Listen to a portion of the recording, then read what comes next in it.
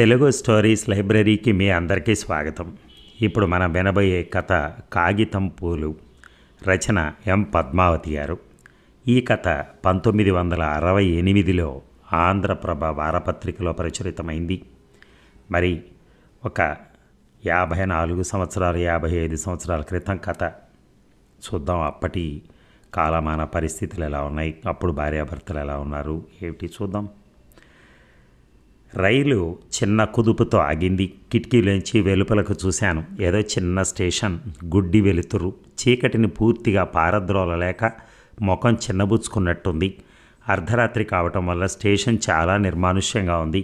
చెట్ల కింద కూర్చునున్న ఒకరిద్దరు ప్రయాణికులు ఆ గుడ్డి వెలుతురులో అస్పష్టంగా కనిపిస్తున్నారు. అమ్మ మెల్లిగా ఆయాసంగా మూలిగింది. బరువుగా చూపులు తిప్పి అమ్మ వైపు చూశాను. ఆమె ఎక్కువగా ఆయాసపడుతోంది. బాధ అంతా దాచుకునేందుకు ప్రయత్నిస్తున్నట్టుగా ఆమె ముఖ వైఖరి చెప్తోంది. ఆ స్థితిలో అమ్మను చూడగానే హృదయాన్ని పిండినట్టయింది. ఎవరి పెట్టి మీదో కూర్చోబెట్టాను స్థలం లేకుంటే. దాని మీద కూర్చోలేక అసౌకర్యంతో బాధపడుతోంది. అంత జబ్బు మనిషిని థర్డ్ క్లాస్లో తీసుకుపోకూడదు న్యాయానికి, కానీ ఫస్ట్ సెకండ్ క్లాసుల్లో తీసుకువెళ్ళటానికి నాకు తాహతేది. నేను రైలెక్కినప్పటి నుంచి నిలుచునే ఉన్నాను. బరువుగా నిట్టూర్చి నిస్సహాయంగా పెట్టెంతా కలిగి చూశాను. ఎవ్వరూ నా వైపు చూడటం లేదు, నా అవస్థ గమనించలేదు. ఎవరి ఊహల్లో వాళ్ళు తేలిపోతున్నారు. కిటికీ దగ్గర కూర్చున్న అమ్మాయి మట్టుకు నా వైపు 1-2 సార్లు జాలిగా చూసింది. ఏదో చెప్పాలని ప్రయత్నించి మానుకున్నట్టుగా అనిపించింది నాకు. గార్డు ఈల వేశాడు. ఇంజిన్ ఇక ముందుకు సాగిపోయేందుకు సిద్ధంగా ఉన్నట్టుగా కూత కూసింది. కిటికీ దగ్గర కూర్చున్న అమ్మాయి లేచి నిల్చుని, ఆమెను ఇలా కూర్చోబెట్టండి, నేను కాసేపు నిల్చుంటాను అంది. అదంత పెద్ద సహాయం కాకపోవచ్చు, కానీ ఆ పరిస్థితిలో గొప్ప సహాయంగానే తోచింది నాకు. చేతులెత్తి మొక్కలేదు, కానీ మనసులోనే అంజలి ఘటించాను. అమ్మను లేపాను. ఆ అమ్మాయి అమ్మను లేవనెత్తి తీసుకునేందుకు వీలుగా కాస్త సుఖంగా ఉండేటట్టుగా ఆనుకునేందుకు వీలుగా కూర్చోబెట్టింది తన సీట్లో. కృతజ్ఞతాపూర్వకంగా చూశాను ఆమె కన్నుల్లోకి. అమ్మ కూర్చున్న పెట్టె మీద కూర్చుంటూ మౌనంగా చూపులు వాల్చుకుంది. బహుశా తాను చేసిన ఆ చిన్న సహాయానికి కృతజ్ఞతాభివందనలు స్వీకరించడం ఇష్టం లేదేమో. రైలు ముందుకు సాగింది. అమ్మ తిరిగి బరువుగా కళ్ళు మూసుకుంది. ఆమె ముఖంలో బాధారేఖలు స్పష్టంగా కదులుతున్నాయి. రోగం, వృద్ధాప్యం ఆమె శరీరాన్ని, ఆమె స్వరూపాన్ని కూడా పూర్తిగా మార్చివేశాయి. 4 సంవత్సరాల క్రితం నాన్న ఉన్నప్పుడు ఆమె రూపం అతి మనోహరంగా ఉండేది. ఆ భావనతో కళ్ళు చెమ్మగిల్లాయి. కన్నీటి పొరగుండా కిటికీలోంచి దూరంగా చూశాను. అస్పష్టమైన రేఖలతో ఆనాటి అమ్మ రూపం కన్నుల ముందు కదిలింది. పసుపు రాసుకున్న ముఖం మీద ఎర్రటి కుంకుమ ఎప్పుడూ కళకళలాడుతూ ఉండేది. తీర్చిదిద్దిన రూపురేఖలు, నిండైన విగ్రహం, ముఖంలో ఎప్పుడూ ప్రశాంతత తొణికిసలాడుతూ ఉండేది. నాన్న చనిపోయిన 6 నెలల కల్లా ఆమె రూపం పూర్తిగా మారిపోయింది. దానికి తోడు ఈ కడుపు నొప్పి రావడంతో మరీ గుర్తుపట్టలేనంతగా మారిపోయింది. అసలు ఈరోజు ఆమెను ఎవరూ గుర్తుపట్టలేరేమో.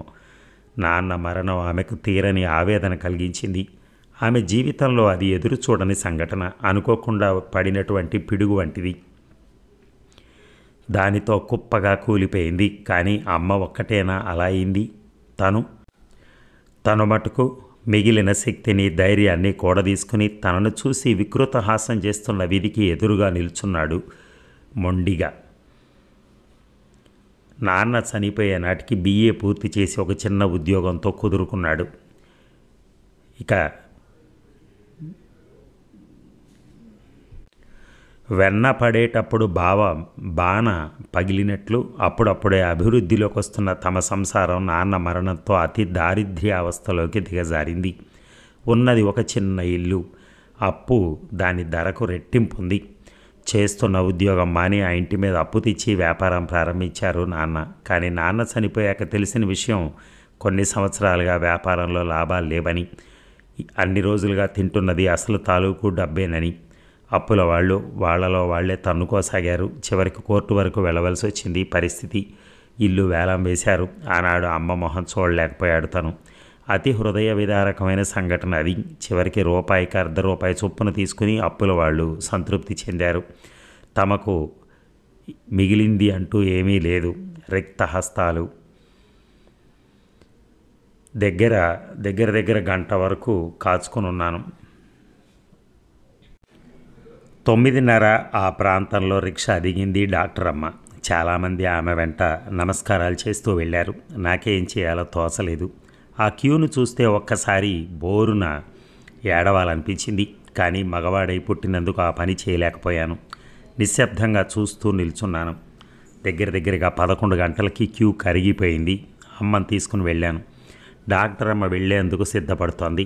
నన్ను చూడగానే చూపులు రిస్ట్ వాచి వైపు మళ్లించింది. తర్వాత నా వైపు చూసింది. ఇంత ఆలస్యంగా వచ్చావే అన్నట్టున్నాయి ఆమె చూపులు. ప్లీజ్, రాత్రి నుంచి ఎక్కువగా బాధపడుతోంది అమ్మ. కాస్త పరీక్షించి మందివ్వండి. ఆమె చూపులతో నన్ను పరీక్షించసాగింది. ఇలా కూర్చోబెట్టండి అంది తర్వాత చూపులు తిప్పుకుంటూ. కొన్ని క్షణాల కన్నా ఎక్కువసేపు ఆమె అమ్మను చూడలేదు. కాగితం మీద ఏదో రాసిస్తూ, టైం లేదు, మీకు వీలైతే ఇంటికి తీసుకురండి అంటూ ముందుకు సాగిపోయింది. నేను విభ్రాంతుడినై అలాగే చూస్తూ ఉండిపోయాను. ఎవరో పలకరించడంతో చూపులు తిప్పి చూస్తే తెల్లని గౌన్లో రైల్లో కలిసిన అమ్మాయి చిరునవ్వుతో ఎదురుగా నిల్చొనుంది. ఇక్కడికి తీసుకొచ్చారా అమ్మని? దానికి జవాబేం తోచలేదు. అపరాధం చేసిన వాళ్ళలాగా తలదించుకున్నాను. ఇలాంటి ట్రీట్మెంటు పనికిరాదండి అమ్మకి. అమ్మ ముఖంలో చూస్తూ అంది. అమ్మను హాస్పిటల్లో చేర్పించాలనుకుంటున్నాను. సూటిగా ఆమె కళ్ళల్లో చూడలేక పక్క చూపులు చూస్తూ అన్నాను. అయితే డాక్టర్ అమ్మ ఇంటికి వెళ్ళవలసిందే. అదో రకంగా నవ్వుతూ అంది. నేను ఉలిక్కిపడి తలెత్తి చూశాను. అక్కడ దర్శనం చేసుకుంటేనే ఇక్కడ ప్రసాదం లభిస్తుంది. ఒట్టి దర్శనమేనా? అమాయకంగా ప్రశ్నించాను. దేవుళ్ళు అలా ఒప్పుకుంటారేమో కానీ మానవులు అలా ఒప్పుకోరండి. దర్శనంతో పాటు ముడుపు కూడా చెల్లించుకోవాల్సిందే. అచేతనుడై అలాగే నిలుచుండిపోయాడు. ఆమె జాలిగా నా వైపు చూసి ముందుకు సాగిపోయింది. నా హృదయం బరువుగా తయారైంది. ఆ నీళ్ల మందు సీసాలో పోయించుకొని అమ్మ దగ్గరికి వచ్చాను. తర్వాత ఏం చేయాలో అర్థం కాలేదు. అమ్మతో ఈ విషయాలన్నీ ప్రస్తావించలేదు. ముందు చిన్నమామ ఇంటికి వెళ్ళటం మంచిదేమో అన్న ఆలోచన రాగానే రిక్షా కోసం చూడసాగాను. సూర్యుడు బాగా నడినెత్తి మీదకొచ్చాడు. ఎండ మరీ కాల్చి వేస్తోంది. చెమటకు చొక్క అంతా తడిసిపోయింది. జేబులోంచి మాసి నలిగిపోయిన కార్డు తీసి దానిలో ఉన్న డోర్ నెంబర్ కొరకు అన్వేషణ సాగించాను. ఆ కార్డు ఎన్నో సంవత్సరాల క్రితం చిన్నమామ రాసింది. నా ముందు అమ్మ కూర్చున్న రిక్షా మెల్లిగా పోతోంది. కాదనుకొని ముందుకి వెళ్ళిన ఇంటికే కాసేపటికి తిరిగి రావాల్సి వచ్చింది. ముందు గదికి తలుపు గోడల మట్టుకే ఉన్నాయి. పై కప్పు లేదు. ఎండకు దృష్టి సరిగ్గా లేదేమోనని కార్డు వైపు తలుపు వైపు మార్చి చూస్తూ కాసేపు నిల్చున్నాను. చివరకు నిర్ణయానికి వస్తూ తలుపు తట్టాను.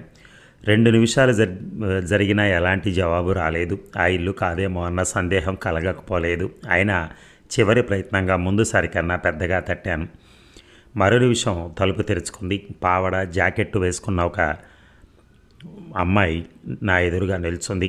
2 జడల అమ్మాయి. వయసు 12 సంవత్సరాలు ఉండొచ్చు. ఎవరు కావాలి? వినయంగా మృదువుగా ప్రశ్నించింది. కేశవరావు గారి ఇల్లు ఇదేనా? ఇదే, లోపలికి రండి. వారున్నారా? లేరు. ఎక్కడికి వెళ్ళారు? తెలియదు. పోనీ ఎప్పుడొస్తారో చెప్పగలరా? ఆ అమ్మాయి తల అడ్డంగా ఊపింది. ఎక్కడికి వెళ్ళారో తెలియదు, ఎప్పుడొస్తారో తెలియదు. అయితే ఆయన మీకేమీ కారా అని నవ్వును తెచ్చుకుంటూ అన్నాను. ఆ అమ్మాయి చురుక్కున నా కన్నుల్లోకి చూసింది. ఆమె కన్నులు చెమ్మగిలినట్టు అనిపించింది నాకు. ఎవరు? సంధ్య అంటూ అక్కడికి వచ్చింది. ఇద్దరం క్షణకాలం పాటు విభ్రాంతులమై నిలుచుండిపోయాం. ముందుగా ఆమె తేరుకునంది. మీరా? నేనే. నాతో ఏదైనా పనుండి వచ్చారా? దీనిలో ఉన్న అడ్రస్ ప్రకారం ఇది మా మామగారి ఇల్లు. చేతిలో ఉన్న కార్డు వైపు చూస్తూ అన్నాను. అంటే మీరు మా మేనత్త కొడుక? నేను కళ్ళెత్తి చూశాను. ఆ మాట అంటున్నప్పుడు ఆమె ముఖంలో కోటి దీపాలు ఒక్కసారిగా వెలిగినట్టు అనిపించింది. నువ్వు నా ఊహల్లోని నిర్మలవేగా అని అనాలనుకుని మానుకుని, అయితే నువ్వు నిర్మలవన్నమాట అన్నాను నవ్వుతూ. మామ ఇంటికి చేరుకున్నాడన్న సంతోషం హృదయంలో అంతటా ఆవరించిన ఒక మూల ఏదో తొంగి చూస్తోంది. మొదట అర్థం కాలేదు కానీ తర్వాత కొద్దిగా అవగతమైంది. నా ఊహలలోని నిర్మలకి ఈ నిర్మలకి పోలికలు లేనందుకేమో. అమ్మా, రాజత్త బావా వచ్చారే. సంతోషంగా అరుస్తూ లోపలికి వెళ్ళింది సంధ్య. నేను రిక్షా అతనికి డబ్బిచ్చాను. నిర్మల వెళ్ళి అమ్మను తీసుకొచ్చింది. లోపల గదిలోకి వెళ్ళాం అందరం. లోపల గది కాస్త పర్వాలేదు. అత్త సాదరంగా ఆహ్వానించింది. అత్తను కూడా ఎప్పుడో 10 ఏళ్ల క్రితం చూశాను. అప్పుడు చాలా అందంగా ఉండేది. కానీ ఈరోజు గుర్తుపట్టలేనంతగా మారిపోయింది. తలంతా ముగ్గుబుట్టలా ఉంది. ముఖంలో జీవకళ అసలే లేదు. బాగున్నారా అత్త? పలకరించాను. అత్త కళ్ళ నుంచి నీళ్లు జలజల రాలేయి. అప్రయత్నంగా నా కళ్ళు చెమ్మగిల్లాయి. ఈ లోపల అమ్మ కోసం మంచం వేసి పక్కపరిచింది నిర్మల. ఎండ దెబ్బకి మరీ సొమ్మసిల్లినట్టయింది అమ్మ. మంచం మీద పడుకుని అత్తను, నిర్మల, సంధ్యలను దగ్గరికి పిలిచింది అమ్మ. వాళ్ళ ముఖాల్లోకి ఆప్యాయంగా చూసింది కాసేపు. నిర్మల సంధ్యను చాటుకు పిలిచేదో చెప్పి పంపింది. అన్న ఎక్కడికి వెళ్ళాడు, ఎప్పుడొస్తాడు అడిగింది అమ్మ నిరసించిన కంఠంతో. ఆ ప్రశ్నకు అత్త దోసిట్లో ముఖం దాచుకుంది. నేను నిర్మల కళ్ళల్లోకి ప్రశ్నార్థకంగా చూశాను. 4 ఏళ్ళయింది బావ నాన్న వెళ్ళిపోయి. ఈ విషయం మీకు తెలుసనే అనుకుంటున్నాను తప్త కంఠంతో అంది నిర్మల. ఎలా తెలుస్తుంది నిర్మల? ఆశ్చర్యంతో ఆవేదనతో ప్రశ్నించాను. అయితే నేను రాసిన ఉత్తరం అందలేదా? నువ్వు నాన్నకు రాసిన ఉత్తరానికి నేను సమాధానం రాశానే. అందలేదు. నాన్న చనిపోయాక ఇల్లు మార్చాం. ఆ మారకంలో ఉత్తరం కాస్త మధ్యలో జారిపోయిందేమో. పోనీ మరో ఉత్తరం రాసి ఉండొచ్చుగా. ఒక ఉత్తరానికి జవాబు లేనప్పుడు మరో ఉత్తరం ఎలా వ్రాయను బావా? ఇంతకీ మామ ఎక్కడికి వెళ్ళిపోయినట్టు? ఎక్కడికో తెలియదు. ఎదురు చూసి అందరి కళ్ళు కాయలు కాచేయగానే ఆయన మట్టుకు తిరిగి రాలేదు. ఇక వస్తారన్న నమ్మకం మాకెవరికీ లేదు. కన్నీటిని ఆపుకునేందుకు ప్రయత్నిస్తూ అంది నిర్మల. సాటి మానవుడు నిరాశ అంధకారంలో దుఃఖసాగరంలో మునిగి ఆశనే పోగొట్టుకున్నప్పుడు సానుభూతితో నిండిన ఒక్క మాట చెప్పటం నా ధర్మమేమో అనిపించింది. అది సంభవమా కాదా అన్న విషయానికి స్థానం లేదు. రారని ఖచ్చితంగా ఎలా చెప్పగలవు నిర్మల? ఏ నాటికైనా మామ తిరిగి రావచ్చు. ఆ మాటకొస్తే ఈరోజు వచ్చేందుకు అవకాశం ఉంది. నిర్మల ముఖం లోకి చూస్తూ అన్నాను. 4 సంవత్సరాల క్రితం వెళ్ళిన చిన్నమామ తిరిగి ఈరోజు వస్తారన్న నమ్మకం, ఆశ నాకు లేవు. అంత అదృష్టం మాకు లేదు బావా. చూపులు వాల్చి చీర గొంతుతో అంది నిర్మల. అమ్మ కళ్ళల్లో నీళ్లు సుళ్ళు తిరుగుతున్నాయి. అత్త నిశ్శబ్దంగా రోదిస్తోంది. నా గుండెలు బరువుగా తయారయ్యాయి. రోజుకు ఓసారన్నా కన్నీరు కార్చకుండా ఉండదు అమ్మ. నిరంతర వేదనతో ఆమె ఆరోగ్యం పూర్తిగా దెబ్బతింది. నాన్ననే కాదు అమ్మను కూడా పోగొట్టుకుంటానేమో అన్న భయం నన్ను సదా కలవరపెడుతోంది. తప్త కంఠంతో అంది నిర్మల. అవే మాటలు తల్లి. మీరంతా సంతోషంగా ఉన్నారని, మిమ్మల్ని అందరినీ ఒకసారి చూసి మీ మధ్య ప్రాణం విడుద్దామని ఎంతో ఆశతో వచ్చాను. తీరా చూస్తే కాస్త ఆయాసంగానే అంది అమ్మ. గతాన్ని తలుచుకుని బాధపడకు నిర్మల. నిర్మల వైపు బాధగా చూస్తూ అన్నాను. ఏదేదో చెప్పాలని మనసు ఉరకలేసింది. కానీ ఏమీ చెప్పలేకపోయాను.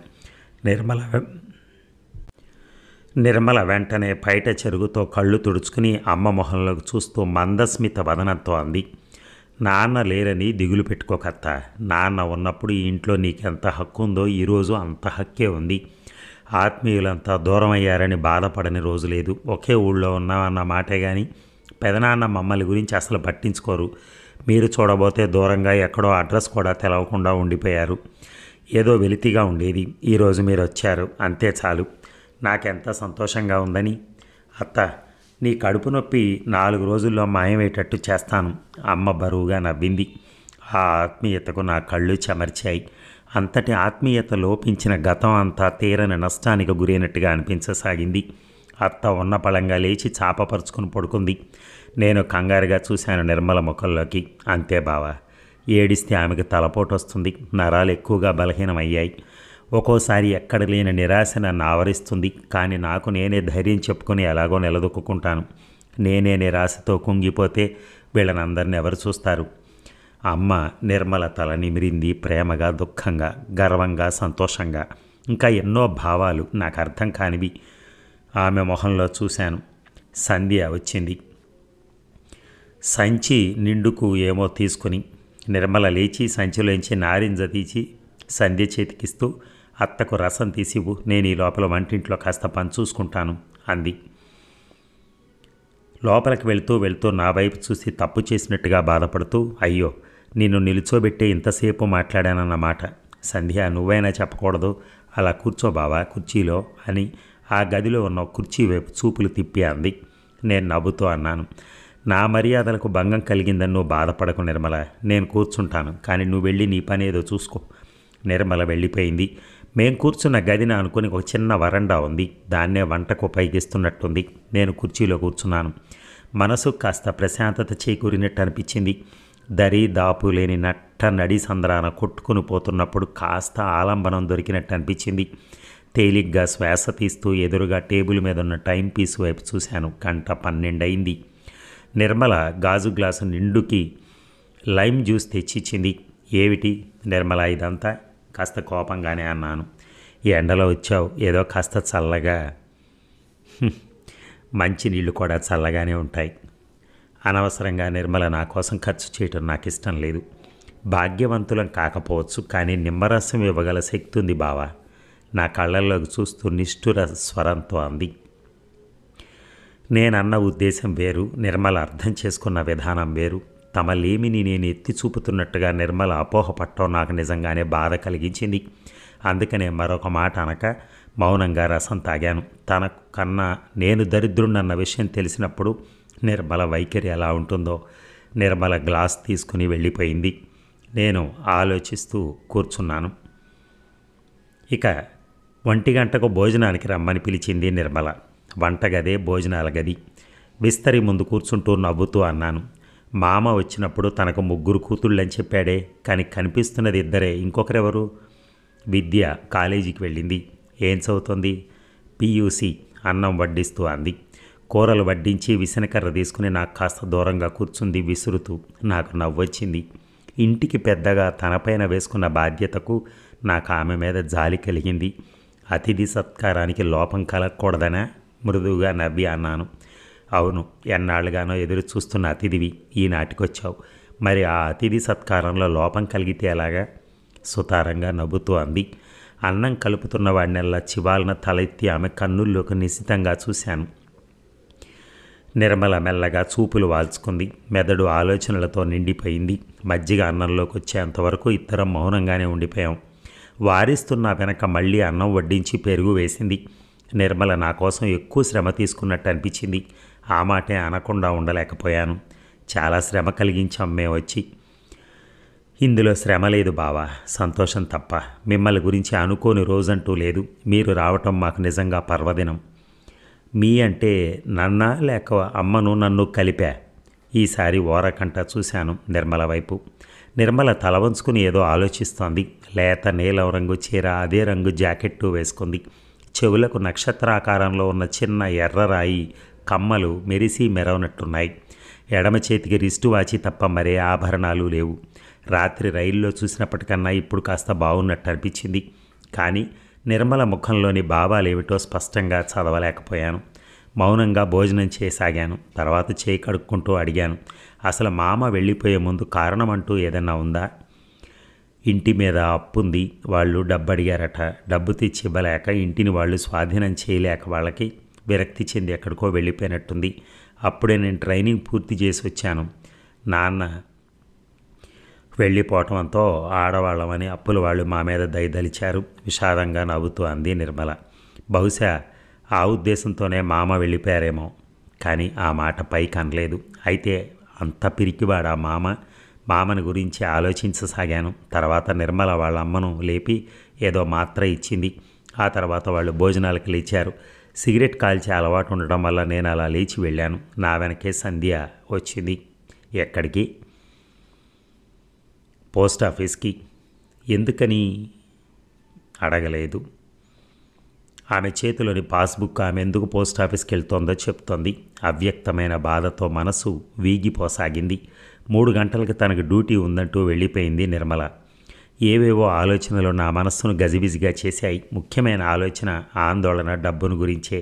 నిర్మల మంచిది, అలాగని బాధ్యత అంతా ఆమె మీదే వేయటం ఆలోచిస్తూనే నిద్రపోయాను. లేచి చూస్తే 4 గంటలైంది. ముందు గదిలోకి వచ్చాను. ఎండ తీక్షణంగా ఉంది.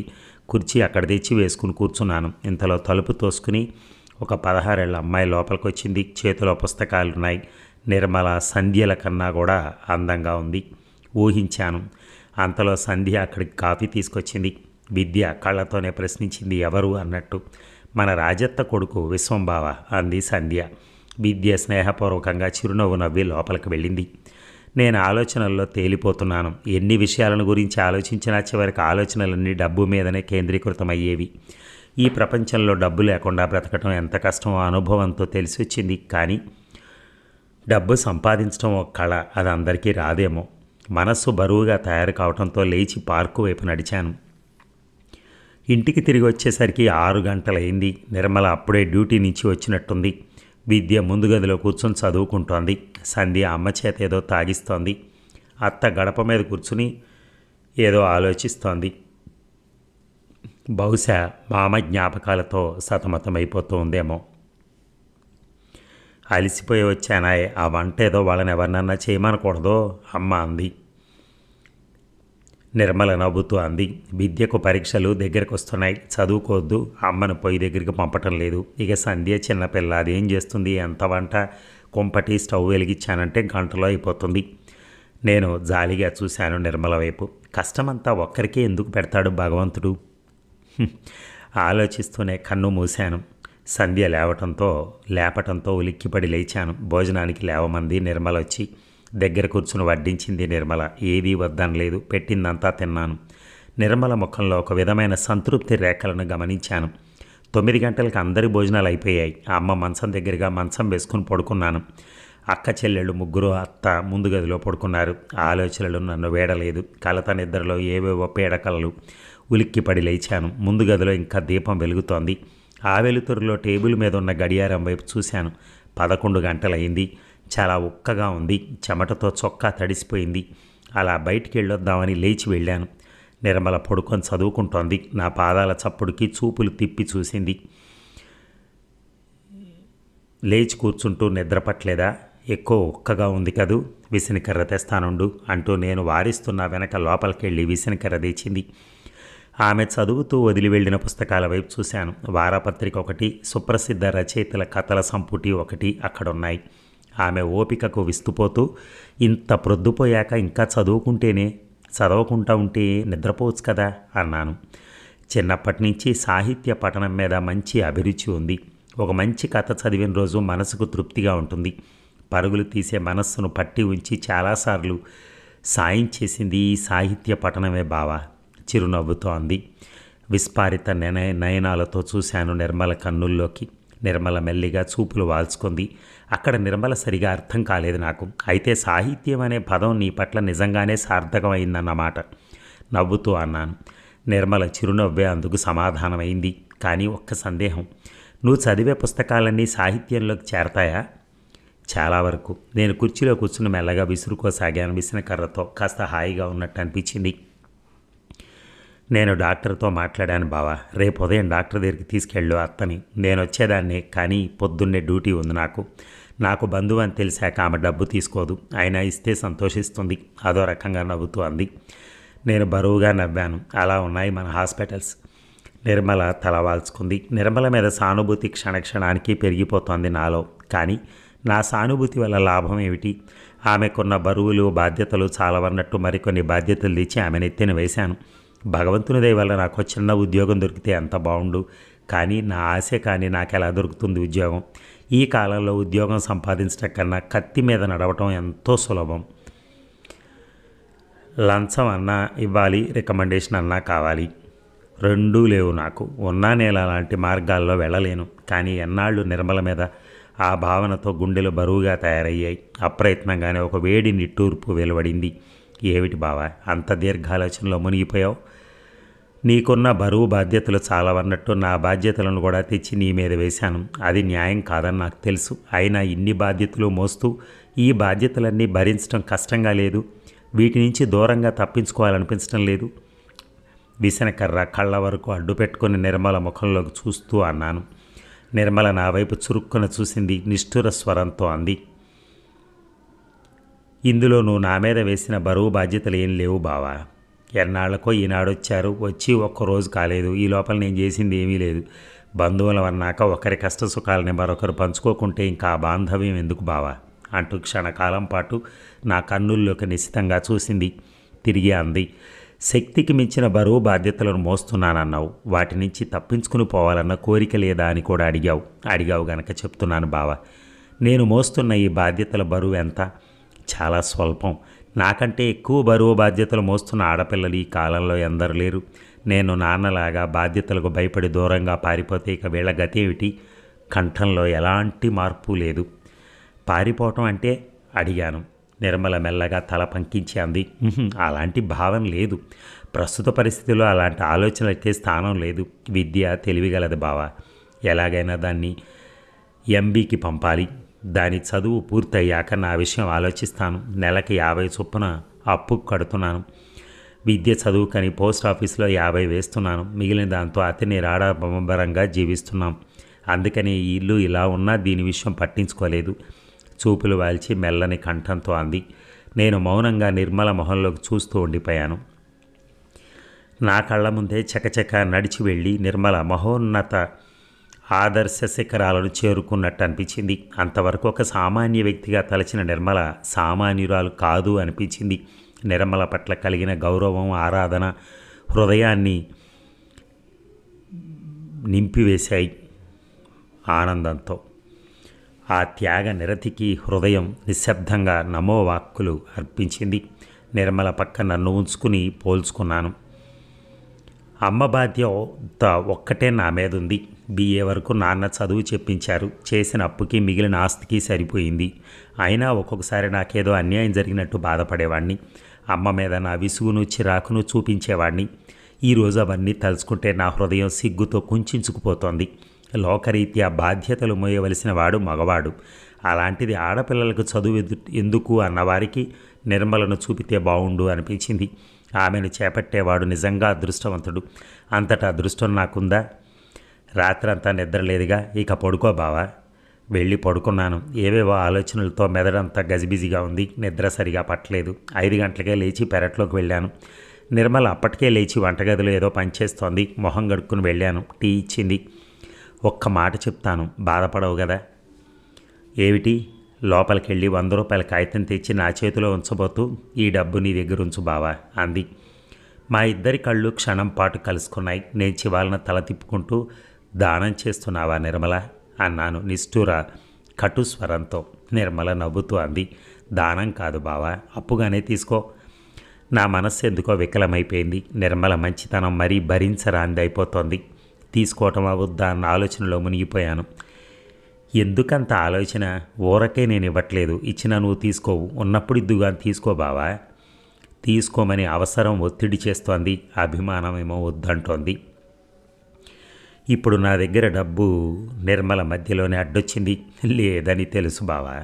వెంటనే లొంగిపోవటం నాకు ఇష్టం లేకపోయింది. నువ్వు పొరపడ్డావు. నేను చూపులు పక్కకు తిప్పుకుంటూ అన్నాను, ఎందుకు బావా నా దగ్గర నీకు అంత దాపరికం? పరాయిదాన్నైనట్టు ఎందుకు అలా దూరంగా ఉంచుతావు? నీ కష్టాలను నాతో పంచుకోకూడదా? కనీసం చెప్పుకునేందుకు కూడా తగనా? అంతేకాదు బావా, నీకిప్పుడు ఉద్యోగం లేదని కూడా నాకు తెలుసు బాధాతప్త స్వరంతో అంది. అందుకు నేను ఆశ్చర్యపోలేదు. కానీ ఉద్యోగం లేదని తెలిసాక కూడా నిర్మల నన్ను అంత ఆదరంగా ఆప్యాయంగా చూడటమే నాకు ఎక్కువ ఆశ్చర్యాన్ని కలిగించింది. నేను నా ఆశ్చర్యం నుంచి కోరుకోకముందే నిర్మల ఆ నోటును నా చేతిలో కుక్కి తన పని మీద వెళ్ళి పూరీలు ఒత్తుతోంది. నేను అక్కడే కూర్చున్నాను. బరువుగా నిశ్వసిస్తూ అన్నాను, ఈ బాధలకు బరువులకు అంతం లేదు. చెప్పుకుంటే తరిగేవి కావు, తీరేవి కావు. సాయం మట్టుకు ఎంతని ఎన్నాళ్ళని తీసుకోను. ఆత్మీయులతో బాధ్యతలు బరువులు పంచుకుంటే వాటి భారం తప్పకుండా తగ్గుతుంది బావా. మధుర హాసం చేస్తూ అంది నిర్మల. నిజమే అనిపించింది. మంచి మల్లెల సువాసనలాగా మనస్సునంతా నింపింది నిర్మల నవ్వు. రాత్రి ఉన్న నిరాశ నిస్పృహ ఇప్పుడు లేవు నాలో. ఏదో కొత్త ఉత్సాహం, సంతోషం, సంతృప్తి నా హృదయంలో చోటు చేసుకున్నాయి. నిర్మల 6 గంటలకల్లా వెళ్ళిపోయింది. విద్య ఎక్స్ట్రా క్లాస్ ఉందంటూ వెళ్ళింది. సంధ్య కాఫీ టిఫిన్ తెచ్చిపెట్టింది. 8:30కి అమ్మని తీసుకుని డాక్టర్ అమ్మ ఇంటికి వెళ్ళాను. నిర్మల చెప్పిన గుర్తును బట్టి ఊరికి కాస్త వెలుపల విశాలమైన ఆవరణలో మధ్య ఉన్న అందమైన మేడ ముందు రిక్షా ఆగింది. గేటు దగ్గర కుక్క కానీ గోర్ఖా కానీ లేకపోవటం వల్ల గేటు తీసుకుని లోపలికి వెళ్ళాం. మెట్లకి ఇరువైపులా క్రోటన్ చెట్లున్న కుండీలు అందంగా అమర్చబడి ఉన్నాయి. ద్వారాలకు కిటికీలకు ఉన్న అందమైన కర్టెన్లు రెపరెపలాడుతున్నాయి. వరండాలో కుర్చీలో కూర్చుని ఆనాటి పేపర్ చూస్తోంది డాక్టర్ అమ్మ. నమస్కరించి నిర్మల పంపినట్టు చెప్పాను. వెంటనే అమ్మను తీసుకుని లోపలికి వెళ్ళింది. పరీక్షించేందుకు తిరిగి వచ్చి నాతో అంది, ఆమెకు ఎక్కువ విశ్రాంతి, మంచి ఆహారం కావాలి. హాస్పిటల్లో చేర్పించండి. నిర్మల చూసుకుంటుంది. మంచి మందులు వాడతారు. నెల రోజులు ఆమె పూర్తిగా కోలుకోగలదు. అవసరమైతే వేరే పరీక్షలన్నీ చేస్తాను. కంఠం మృదువుగా లేకపోయినా కటుగా మట్టుకు లేదు. అందుకు నేను సంతోషించాను. 100 రూపాయలకి వచ్చేటప్పుడు చిల్లర మార్చి తెచ్చాను. అందులోంచి 3 10 రూపాయల కాగితాలు తీసి టేబుల్ మీద పెట్టాను. అది నా మనస్సాక్షికి విరుద్ధంగా చేసిన పని. ఆకలిగా ఉన్నప్పుడు అన్నం వైపు ఎలా చూస్తారో అలా చూసింది ఆ డబ్బు వైపు ఆమె. మాట మాత్రానికైనా వద్దనలేదు. వెంటనే డబ్బు తీసుకుని పిడికిట్లో పదిలపరిచింది. డబ్బున్న వాళ్ళకే డబ్బు సంపాదించాలన్న ఆశ ఎక్కువేమో. ఆమెకు శ్రమ ఇచ్చినందుకు నొచ్చుకుంటూ వందనాలు అర్పించి రోడ్డు మీదకి వచ్చాను. అమ్మను రిక్షాలో ఎక్కించి హాస్పిటల్కి పోనివ్వమన్నాను. 4 రోజులు జరిగిపోయాయి. అమ్మ మొహంలో కాస్త కాంతి వచ్చినట్టు అనిపించింది. లేక అది నా భ్రమో తెలియదు. అత్త, విద్య 2-3 రోజులకోసారి వెళ్ళి అమ్మను చూసి వచ్చేవాళ్ళు. సంధ్య తరచూ నాతో వచ్చేది. అమ్మ కేవన్నా కావలసి ఉన్నా తీసుకెళ్ళిస్తూ ఉండేది. అత్త నలుగురిలో ఉన్న ఒంటరిగా జీవిస్తున్నట్టు అనిపించేది నాకు. ఎప్పుడన్నా ఈ లోకంలోకి వచ్చినప్పుడు ఇంటి విషయాలు అడిగేది. విద్య ఎక్కువగా మాట్లాడే రకం కాదు. ఎప్పుడూ చదువుకుంటూ ఉండేది. నిర్మలకు హాస్పిటల్ పని, ఇంటి పని. అందువల్ల ఎక్కువ కాలం నేను సంధ్యతోనే గడిపేవాడిని. నిర్మల ఆతిథ్యంలో, ఆదరణలో, ఆప్యాయతలో వెలితి అన్నది లేదు. కానీ అన్నాళ్ళు అలా కూర్చొని తినటం, పెద్ద మామనన్న అడిగి ఓ చిన్న ఉద్యోగం సంపాదించుకుంటే బాగుండనిపించింది. అమ్మను సలహా అడిగాను. పెద్ద మామ దగ్గరికి వెళ్ళి తననొకసారి వచ్చి చూసి వెళ్ళమని చెప్పింది. ఇల్లు ఎక్కడో అమ్మని అడిగి తెలుసుకుని ఒకరోజు సాయంత్రం పెదమామ ఇంటికి వెళ్ళాను. పరిస్థితుల ఒత్తిడి వల్ల ఇష్టం లేని పని చేయవలసి వచ్చింది. 2 అంతస్తుల పెద్ద మేడ, ముందు ఆవరణలో చిన్న తోట, తోటలోనే ఓ పక్క కారు గ్యారేజ్. కాసేపు గేటు దగ్గరే తెచ్చాడాను. గుండెలు అదురుతున్నాయి. ఏదో భయం నన్ను ఆవరించింది. ఎక్కడికన్నా వెళ్ళాలంటే నాకు మొదటి నుంచి భయమే. అక్కడ ఎలాంటి సత్కారానికి గురి కావాల్సి వస్తుందో అన్న భయం వల్లనే సాధ్యమైనంత వరకు ఎక్కడికి వెళ్లకుండా తప్పించుకునేవాడిని. అదీగాక ఇది ఎన్నాళ్ల క్రితమో తెగిపోయిన బంధం. నేను వెళ్ళి అతికించబోయే అపహాస్యం పాలవుతానేమో అని వణుకుతున్న చేత్తో గేటు తలుపు నెట్టాను. అదురుతున్న గుండెలతో లోపలికి అడుగు వేశాను. కట్టెన్ కొద్దిగా తొలగించి లోపలికి చూశాను. విశాలమైన గది. మధ్య ఉన్న సోఫాల్లో 2 అమ్మాయిలు, 1 అబ్బాయి కూర్చుని పేకాడుతున్నారు. 2 అమ్మాయిలు అందంగా ఉన్నారు. ఇద్దరిలో పెద్ద అమ్మాయి మరీ అందంగా ఉంది. తెలుపు పసుపు కలిపిన శరీర ఛాయ, గుండ్రని ముఖం, సంపంగి లాంటి నాసిక, గులాబీ రేకుల్లాంటి పెదవులు, నల్లని నొక్కుల జుత్తు, మెరుస్తున్న శరీర కాంతి, తెల్లని మెత్తని సిల్క్ చీర కట్టుకునుంది. పైట మీద ఉన్న ముత్యాల దండ ఆమె కదిలినప్పుడల్లా సవిలాసంగా కదులుతోంది. చెవులకున్న రింగులు చెంపలను తాకి ముద్దు పెట్టుకుంటున్నట్టున్నాయి. పక్క పాపిడి తీసి 2 జడలు వేసింది. రెండో అమ్మాయి కూడా అలాగే ఉంది. అంత అందమైన ఆడపిల్లలను నేను ఇంతవరకు చూడలేదు. ఆ అబ్బాయి పొడవుగా, తెల్లగా, అందంగానే ఉన్నాడు. ధైర్యాన్నంతా కూడా తీసుకుని పెద్ద మావయ్య గురించి వాకప్ చేశాను, ఉన్నారా అని. నా కంఠస్వరంలో ఏదైనా ప్రత్యేకత ఉందో లేక మరేదైనా కారణమో నాకు తెలియదు. కానీ వాళ్ళు ముగ్గురు ఒక్కసారిగా కళ్ళెత్తి నా వైపు విచిత్రంగా చూసి తిరిగి ఆటలో మునిగిపోయారు. నేను వాకిలి దగ్గరే మరికొన్ని క్షణాలు నిల్చున్నాను. చిన్నమ్మాయి ఏదో చెలోక్తి విసిరినట్టుంది. ముగ్గురు కలిసి నవ్వుకున్నారు. బహుశా నన్ను గురించేనేమో. తల కొట్టేసినట్టయింది. మళ్ళీ అడిగాను. ఈసారి కాస్త గట్టిగానే అడిగాను. పెద్దమ్మాయి వేలితో వరండాలోని గదివైపు చూపించింది. ఆ వైపు నడిచాను. అదే సమయానికి పెదమామ కట్టెను తొలగించుకుని వరండాలోకి వచ్చారు. ఆయన కాసేపు ఎగాదిగా నా వైపు చూసి, నువ్వటోయ్ విశ్వానివా అన్నాడు. నేనే చిన్నగా నవ్వి అన్నాను. ఎప్పుడొచ్చావు? అమ్మ బాగుందా? వచ్చిన విషయం చెప్పాను నేను. అమ్మ ఆరోగ్యం బాగాలేదని చెప్పినప్పుడు ఆయన బాధపడ్డారు. వీలు చూసుకుని ఈరోజో రేపో వస్తానని చెప్పు. మీ అత్తను చూసావా? లోపలికి పదా పోదాం అన్నాడు ముందుకు నడుస్తూ. నేను ఆయన్ని అనుసరించాను. అమ్మాయిలున్న దగ్గర ఆగాడు. ఇందు, శ్యామ, ఈ అబ్బాయి ఎవరో తెలుసా? మీ రాజత్త కొడుకు అన్నాడు నవ్వుతూ. వాళ్ళు ముగ్గురు తలెత్తి చూసి మందహాసం చేశారు. నేను చిరునవ్వు నవ్వాను. మామ ముందుకు సాగాడు. ఆ అబ్బాయి నాన్న లాయరు, నాకు మంచి స్నేహితుడు, తరచూ మన ఇంటికి వస్తూ ఉంటాడు అన్నాడు మామ. లోపలికి వెళ్ళాక అత్తను పిలిచాడు. ఆమె వచ్చింది. ఎప్పుడో చూశాను ఆమెని. ఇప్పుడు బాగా లావైపోయింది. మామ అన్నాడు, మన రాజమ్మ కొడుకు. నువ్వు చిన్నప్పుడు ఎప్పుడో చూసావు కదూ. ఆమె నా వైపు ఎగాదిగా చూస్తూ ఉండిపోయింది. హాస్పిటల్లో ఉందట రాజమ్మ. ఏ? కడుపు నొప్పట. మీ ఇల్లు వేలం వేశారు కదూ? అత్త అడిగింది. తల ఊపాను అవునన్నట్టుగా. ఉద్యోగం చేస్తున్నావా? ప్రస్తుతం లేదు. మరి ఎలా జరుగుతోంది? ఆ ప్రశ్నకు జవాబు చెప్పలేకపోయాను. కళ్ళల్లో నీళ్లు తిరిగాయి. వెళతాను మామ. అమ్మ ఎదురు చూస్తూ ఉంటుంది. ఉండు, కాఫీ తీసుకుని పోదు గాని అన్నాడు మామ. కొన్ని క్షణాలు జరిగిన అత్త అక్కడి నుంచి కదలలేదు. కాఫీ ఇచ్చే ప్రయత్నంలో ఆమె లేదని తెలుసుకున్నాక వెళుతున్నానని చెప్పి వచ్చేశాను. వస్తూ ఉంటే శ్యామల అంది, నువ్వు విశ్వానివా? చిన్నప్పుడు ఒకసారి మా ఇంటికి వచ్చావు, గుర్తుందా? నేను తల ఊపాను. అప్పుడే వెళ్తున్నావే? ఇందిర అంది. ఏం చెప్పాలో తోచలేదు. పనుంది. చప్పున అబద్ధం ఆడాను. ఇక్కడే ఉంటున్నావా? రేపొస్తావా? ఇందిరే అంది. వస్తానన్నట్టు తల ఆడించాను. వీధిలోకి వచ్చి పడ్డాను. ఆ ఇంట్లోని ఆవరణలో ఆప్యాయతలో పరిపూర్ణత లోపించినట్టు అనిపించింది. గొప్పవాళ్ల ఇళ్లల్లోని ఆదరణ అంతేనేమో అని సరిపెట్టుకున్నాను. అత్త ఒక మోస్తరు మనిషి. మొదటి నుంచి మామ తరపు వాళ్ళంటే ఆమెకు గౌరవభావం లేదు. తక్కిన వాళ్ళు ఆదరంగానే మాట్లాడారనిపించింది. ఇందిర రూపం హృదయ ఫలకం మీద చెరగని ముద్ర వేసింది. మధురమైన ఊహా జగత్తులోకి రివ్వున ఎగిరిపోయింది మనోవిహంగం. ఆ మరునాడు సాయంత్రం నేను అమ్మ దగ్గర ఉన్నప్పుడే మామొచ్చాడు. ఆమె ఆరోగ్యం విషయం అడిగాక అవి ఇవి మాట్లాడుకున్నాం కాసేపు.